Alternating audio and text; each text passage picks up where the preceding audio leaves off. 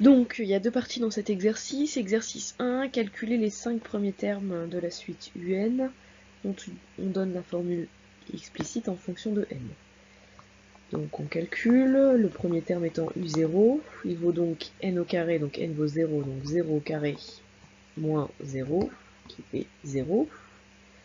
U1, c'est donc 1 au carré moins 1, qui fait 0. U2, c'est 2 au carré moins 2, c'est-à-dire 4 moins 2, qui fait 2. U3, c'est donc 3 au carré moins 3, 9 moins 3, qui fait 6. Et U4, qui est le cinquième terme, comme on commence à n égale 0, c'est 4 au carré moins 4, donc 16 moins 4, qui vaut 12. Ensuite, on nous demande de représenter graphiquement les 5 premiers termes. Donc, on prend un repère et on va placer des points pour placer les différents termes de la suite. U0 vaut 0, donc on a le premier point, U0. U1 vaut aussi 0. U2 vaut 2.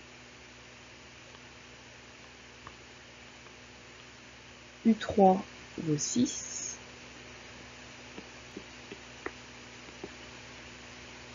Et U4 vaut 12. Donc on place des points dans le repère. Question 2, on nous demande de calculer U50. On peut le calculer directement grâce à la formule, c'est 50 au carré moins 50. Donc 50 au carré, ça fait 2500 moins 50, c'est-à-dire U50 égale 2450. On peut redonner la conclusion en-dessous. Troisième question, exprimer U2n en fonction de n. Donc on calcule U2n, c'est-à-dire on remplace n par 2n, c'est donc 2n au carré moins 2n, qui fait donc 4n au carré moins 2n. Et enfin, dernière question, prouver que pour tout entier naturel, un plus 1, c'est un plus 2n.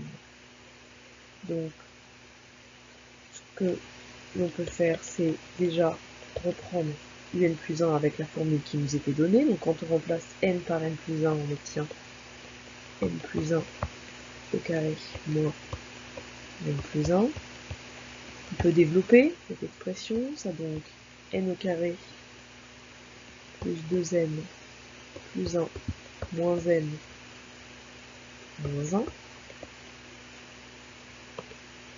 Les 1 se simplifient et on peut remarquer qu'on voit apparaître un qui est n au carré moins n. Il restera juste 2n.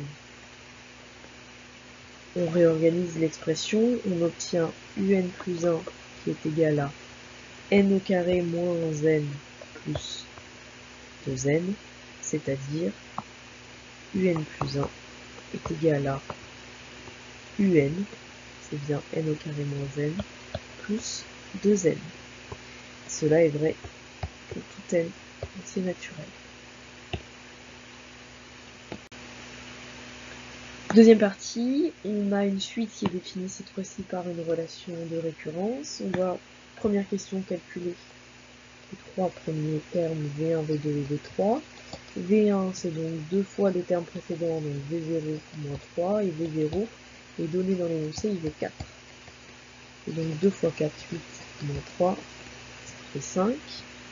V2, c'est 2 fois les termes précédents, V1 moins 3, donc 2 fois 5, moins 3, 2 fois 5 ça fait 10, moins 3 ça donne 7. Et V3 c'est donc 2 fois V2 moins 3, donc 2 fois 7 moins 3, ça fait 14 moins 3, 11. On peut conclure en redonnant V1 égale 5, V2 égale 7 et V3 égale 11.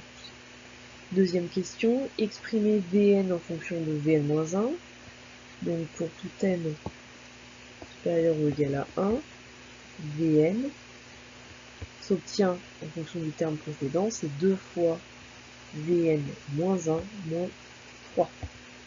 On a juste ici à utiliser la formule de récurrence et remplacer n par n moins 1. Troisième question, donner un langage naturel à un algorithme qui permet d'obtenir la valeur V10.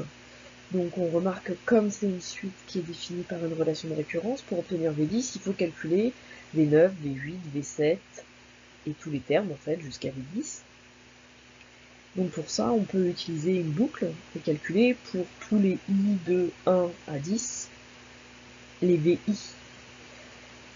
On va donc, pour notre algorithme, avoir besoin d'une variable qui va prendre les valeurs de la suite.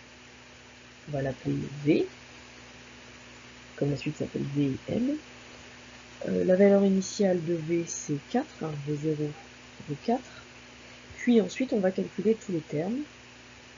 Pour I allant de 1 à 10, V prend la valeur, donc on calcule V en fonction du terme précédent, c'est 2 fois le terme précédent V moins 3. La boucle va tourner de I égale 1 jusqu'à 10, et à 10 on s'arrête, on sort de la boucle, et donc à la fin, on demande d'afficher V, qui sera la valeur V10.